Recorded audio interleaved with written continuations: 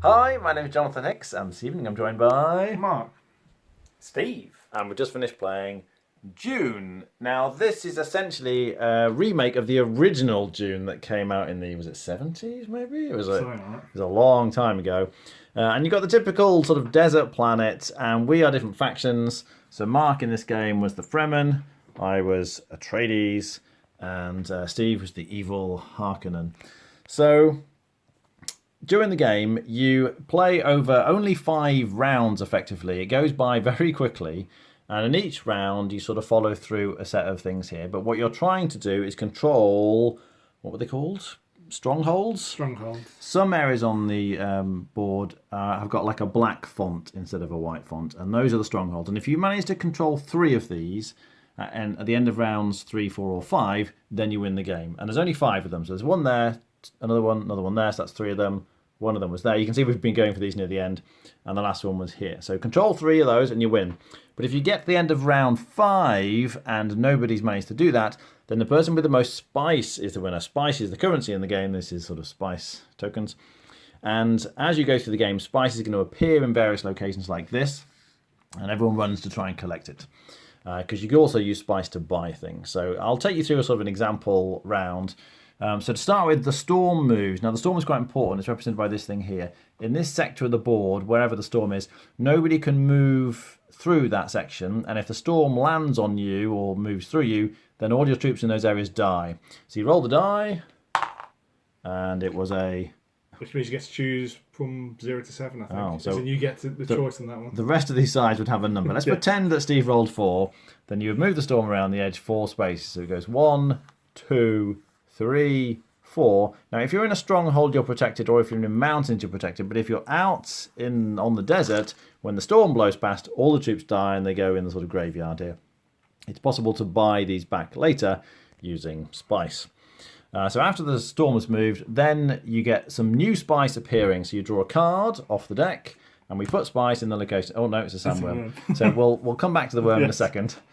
But you would normally not draw lots of worms in a row, but you'll draw something like this. And this is going to put 8 spice, it says, in Red Chasm, which is over there.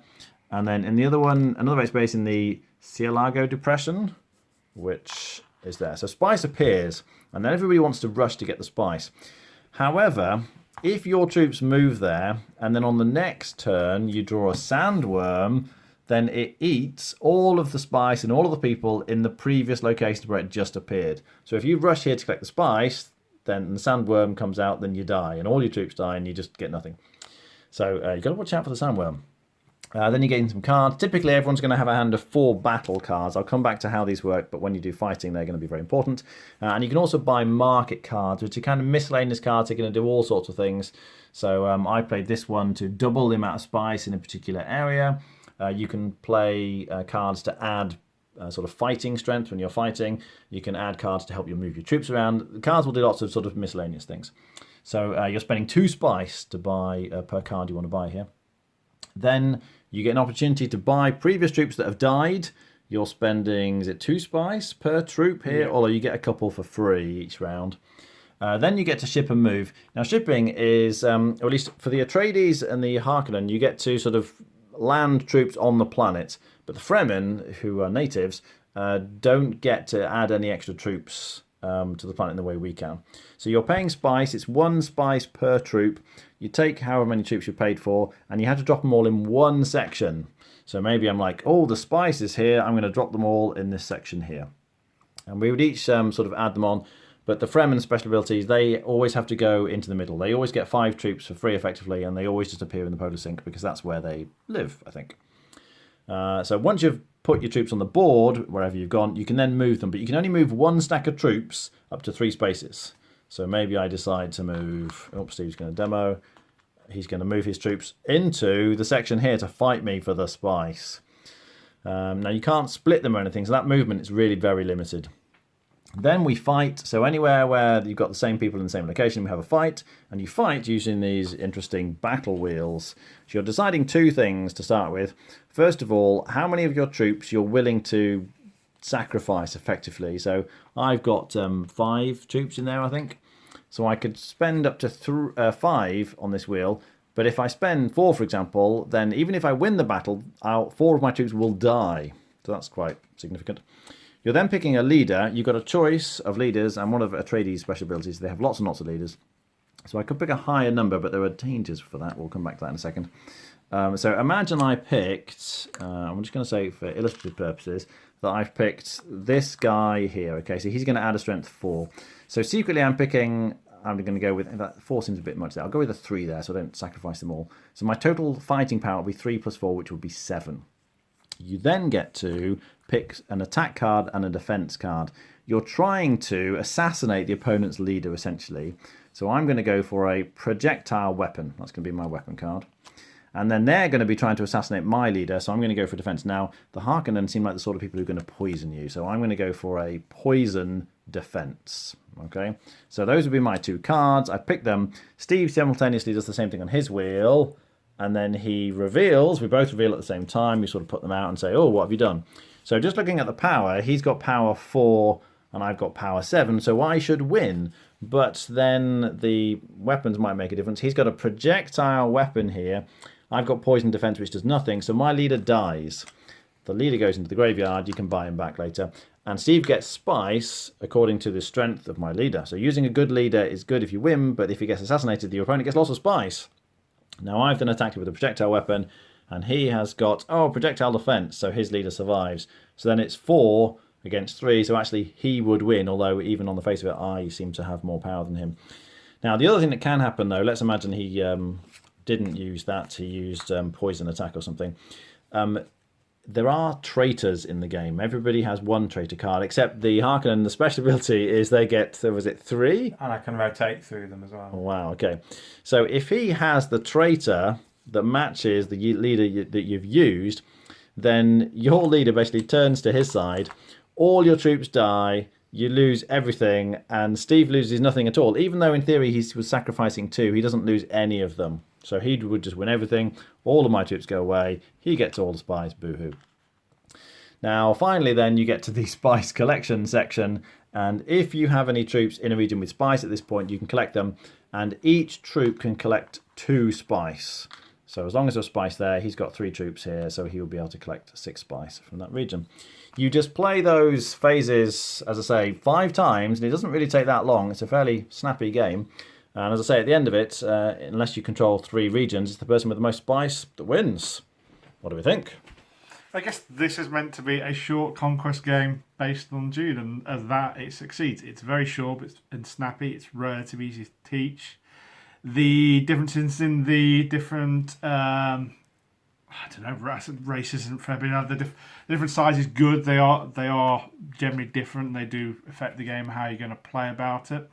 The card's quite interesting. The idea that the game can end in between the 3rd and the 5th turn is quite interesting. If somebody goes for a quick win, it all works fine. I've got 2 massive problems. The first one is the components are awful. The board in particular is quite hard to see, and everything's really small. And the second problem I've got with it is I either wish that everybody could land in 2 sections or they could do 2 moves. I just feel like not enough happens. For a large swathes of the game, maybe it's the way we played it or not, but you're kind of just sort of moving around. You might have the occasional fight. I think for a conquest game, there can be a lack of interaction. It might have been us playing it because it might be other players who played better than us, but I just wish more went on. It got when it got interesting at the end, it was really interesting, but before that, it went through phases of not loads happening. But it's fine. Okay, Steve? I'd agree with that. I had one fight, my very last turn of the game, I was going last on the last time we could put movement down. I'm like, well, as it stands, I'm going to lose, so I need to have a fight. So I had a fight with Jonathan, and I'd not had a fight all game. And one of the reasons is that people are disincentivised to fight me because they know I've got 3 traitors, and I can see every fight I have, I can go through the deck of traitors and kind of recycle my traitors out. So obviously I've got a very high chance of having some of their high valued leaders as traitors on my side, and so it's a bit of a mind game. They know they only have 1 each. They're not going to pick one of their own cards, so they're definitely going to be more susceptible to me. So I wasn't fighting, so I had 1 fight at the end, and I bought some market cards early. I had some really strong, powerful combat style market cards that I'd never had to use because I'd not been in a fight. And at the end, I'm like, and then bleh, here's all my excellent stuff, my excellent equipment. And so I'm right with Mark. It doesn't feel like a tactical combat game. Not enough spice comes out. And it might be different. I harvested spice every turn, and of the 4 turns where a sandworm could have attacked, 3 times I got eaten. Like a big pile of my troops got eaten. So a lot of the spice I was harvesting, I was having to buy troops back and things like that. So it felt for me, if I didn't need that fight at the end to win the game, if I had enough spice because I hadn't been eaten by sandworms or something, then I wouldn't have fought the whole game. And it would be up to these guys. Or if I wasn't going last on the last turn, I wouldn't realise Jonathan had a super special card that he had a chance of outspicing me. And then I felt I needed to fight him. So, yeah, it's not my sort of game anyway, a conquest game, but it is quite short. And whether you'd want a longer game, for some reason I thought I'd probably prefer a longer round or something, because maybe there's more to this, but the spice doesn't build up and there's not enough of it, and we didn't fight enough. Rating? 5.5. Mark? I think I'd give it a 6.5, but I wonder if because the 2 and the 4 player game, you'd have the extra faction on the board, whether that'd make a difference. It'd fill it up with more stuff going on, but until I play that way, I wouldn't know. Okay. I really liked it. I definitely liked it more than these guys, and I think that's because I couldn't get, like, at the start of the game, 2 sections had spice in. They both went for those 2 sections. I was like, what am I meant to do? So I went on the other side of the board, hoping that more spice would come out. And for most of the game, it didn't, and I hardly got any spice at all. But because of the way the game works, like, it doesn't really matter. It's hard to fall behind in this game, I guess is the thing. I was very close to winning at the end, despite having felt like I hadn't done very well during the game. And it all came down to that last battle. If Steve didn't have such amazing cards up his sleeve, then I could have definitely won. I had one of my traitors was his best leader, so I was really hoping he was going to use that one, and it was exciting at the end. And it was just so short. So I don't mind some of the issues, and I think some games will definitely be better than others, but I think if you go in with the mentality of you need to fight more often maybe, then I think it'll be more combat orientated. When certain groups, that's definitely going to happen. It'll just depend on the people that you're with. Colourblind. Oh yes, components, terrible. Everything looks brown. I am colourblind, and I found it almost impossible to tell the difference between the colours of the different tokens. I'm looking going, is this Mark's? Is this Steve's? I just couldn't tell. There are symbols on them, but they're super faded. I couldn't see the symbols because they were too faded. And a lot of the things are just too small and, yeah, not very good. But the game experience, I did really enjoy. I would give it a 7 out of 10. All right, thanks for watching. That was Dune.